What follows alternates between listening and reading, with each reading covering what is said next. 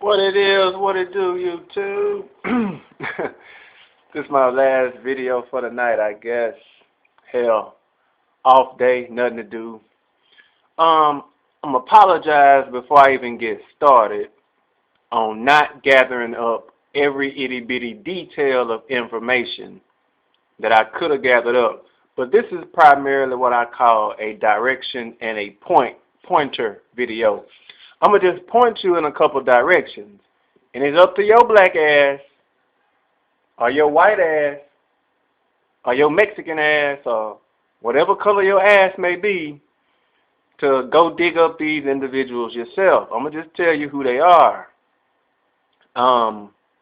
You know, this is a little bit of a black history video. I'm going to talk about two individuals. I'm not going to make it that long, because my other two videos, I got a little bit long-winded. The first one I'm going to talk about is Gasper Yanga. Gasper Yanga was born somewhere in Africa. He was a king. And you know, he had to be a pissed-off nigga to end up getting caught one day and put onto a boat like a random nobody. His story is somewhat similar to Abdul Rahman. He was a king, a prince, a king who was caught. I think he was either from Gambia or Papua New Guinea. Anyways, he was first he was taken to Jamaica or somewhere in the Caribbean. And then he got sold to somebody else in another Caribbean island. And he finally wound up on the Yucatan Peninsula in Mexico. Now, I'm going to say this to you dadgum Mexicans. Y'all need to start giving black folk a whole lot more credit. Because Gasper Yanga, whose statue is down there in Vera Cruz, this is the man who liberated Mexico from the Spaniards. Alright? He liberated Mexico from the Spaniards. Gasper Yanga never lost a single conflict. Do not let these white supremacist son of a guns tell you that they are unbeatable. This is a bunch of revisionist propaganda that they feeding you, that they never lose a war. Yes, the hell they did. Gasper Yanga was basically a slave, and Mexico, about 70% of the slaves in Mexico was all men. So after, after a few decades, about a century, so much testosterone had built up among these niggas that they just started breaking them chains and killing their white oppressors. Similar to what happened in Haiti. Gasper Yanga was the leader of many slave revolts. And the revolts he led never got put down.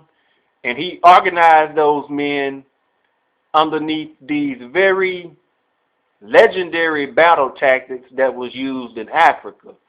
I know that Abdul Rahman, he was part of something called, if you're a Muslim, you probably know what I'm talking about. It was the Funt Jaloon, something like that. It was a battle strategy that they used again and again, never could be defeated. And to all you Moors, Gasper Yanga he used something, I think it was called the horns of the bull, or the horns of Taurus. It was basically a surrounding strategy. He led several revolts, and there were two major Spanish expeditions that tried to put him down. He slaughtered damn near every Spaniard man in sight. They kidnapped, because it was all men. They didn't have no black women down there in Mexico hardly. I guess you could say part of the reason Mexicans are hostile toward black people is because Gasper Yanga and his men didn't have any choice but to kidnap Mexican women and girls. They kidnapped thousands of Mexican women and girls, and they married them. Forced them to get married, whether they wanted to or not. If you're ever down in Mexico, you will notice that there's about 3 million people in the Yucatan Peninsula in the Vera Cruz, Gulf of Mexico area that are pretty much black Mexicans, and you can tell that they are Afro-Mexican. I'll leave you a link to the Afro-Mexican videos right here on YouTube. The second brother we're going to talk about is Jack Johnson. Now, you Negroes should know who Jack Johnson is. Jack Johnson was a big black Mandingo fighter. Boxing was segregated in the late 1800s and 1900s. This was back when they used to fight, and they didn't do nothing but wrap maybe a couple pieces of cloth around your hand. It was pretty much bare knuckle fighting. And they didn't want to let Jack Johnson in the ring because they knew that what he was going to start doing, which was beating the brakes off white men. In many of the fights that he had, they wouldn't even air the fight all the way through. Once he started beating the shit out these white dudes, they would pretty much cut it off. There were riots all over the place during his fights and after his fight. It was some Jews who was making some money off of him. So they gave him a little bit of protection in getting out of the ring. But by the time he left that ring, it wasn't nothing but beer bottles, paper, and white folk picking up chairs and everything else and throwing them in that ring. Not only did Jack Johnson win devastating fights, this was a big black brother. Jack Johnson was about 6'4", 6'5", about 260, all muscle. You know what I'm saying? He won 40-something fights. And this was back when they used to fight 20, 30, 40, 75 rounds, 100 rounds. Sometimes these fights will start in the afternoon and they'll last way past midnight. This one they used to just let them go at it. You know what I'm saying? The referee, I don't know what his purpose was. His only purpose was to make sure that they didn't start kicking and putting each other in a headlock. They had to keep it nothing but punching, you know. But like I said, sometimes these fights would last a whole day. It was just a matter of who's going to wear who out and who can get hit in the face with bare fists, you know, the most without just collapsing. But Jack Johnson ended his professional career 43-3. He never really lost any fights until he got the fights that he lost. He wanted to be admired and he wanted to be loved, but he was too big, too black. White folk despised him.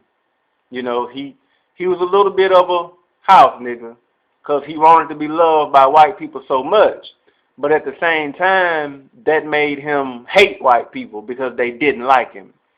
You know, he opened up the Cotton Club in Harlem, and he married white women. So not only did he beat up white men, but he went around with white women. You can look up something called the Mann Law. That's why they passed the Mann Law, which disallowed moving women, white women, across state lines. And that's what they locked him up over. He ended up going to jail. He went to jail for that, and it was also not going to fight in World War II.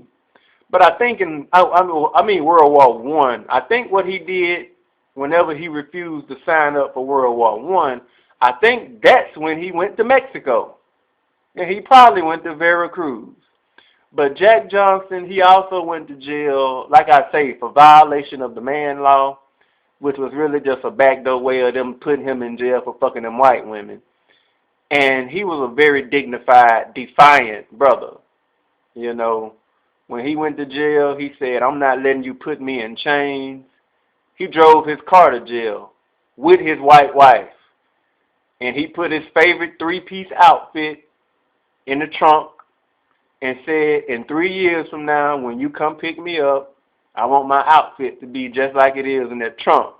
And that's just how that white woman picked him up from jail. And he got right back in the ring and started beating the brakes off white men again. When he finally lost, white America was so pathetic that they put out a call for any white man who thought they could beat Jack Johnson to somebody please beat this nigga.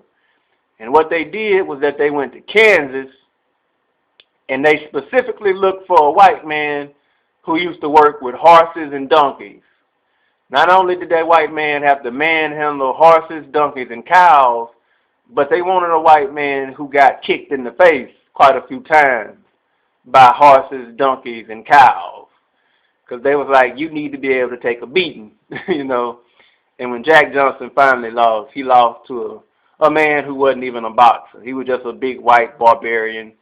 And when he got knocked out, as history records it, he really didn't even get knocked out. You know, he let the white man hit him. The fight went on for a while, but he pretty much just opened himself up.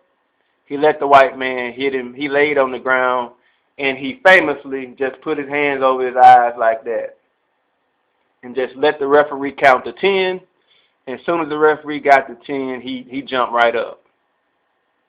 You know, before that final round, he looked at his wife, the white woman, next to the ring and just, you know, he gave her a real sad look and shook his head. Because he wanted white people to like him. He felt like he was friendly.